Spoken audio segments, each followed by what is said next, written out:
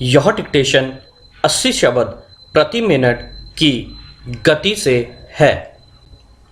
Start. वर्तमान युग विज्ञान का युग है और प्राचीन युग अध्यात्मवादी था।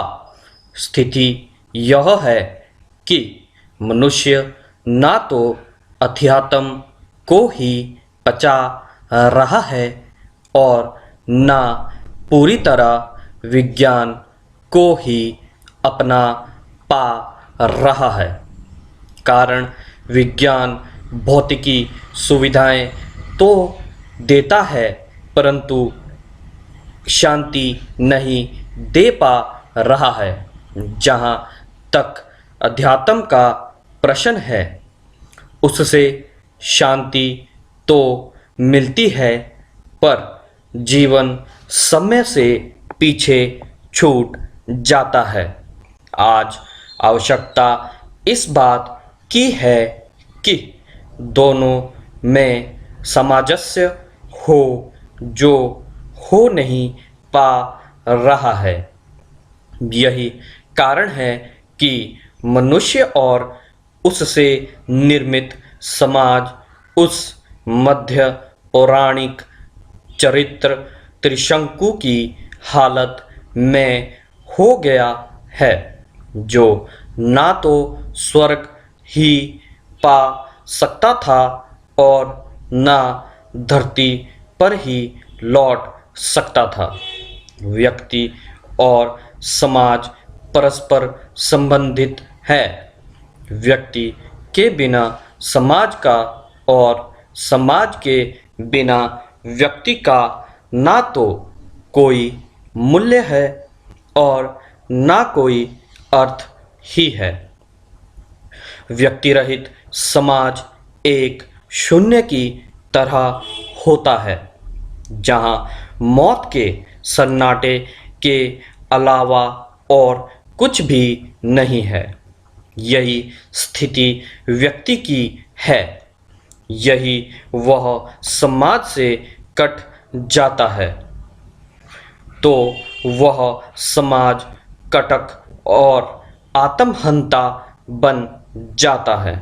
स्पष्ट शब्दों में व्यक्ति को समाज की और समाज को व्यक्ति की आवश्यकता पड़ती है। ये दोनों ही एक दूसरे के बिना व्यर्थ, निरस्त और अर्थहीन होकर समाजघाती व आत्महंता स्थितियों को विकसित करते हैं। मनुष्य केवल भूख और काम वासना की पूर्ति मात्र से ही संतुष्ट होने वाला जीव नहीं है।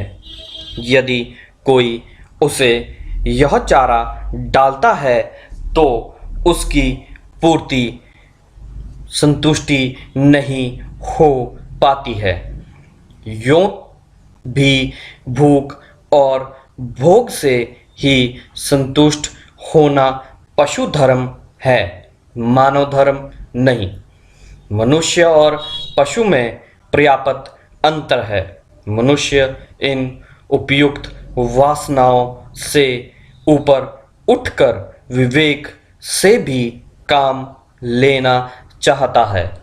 अतः उसे भूख और भोग की अपेक्षा ज्ञानार्जन की भी आवश्यकता होती है।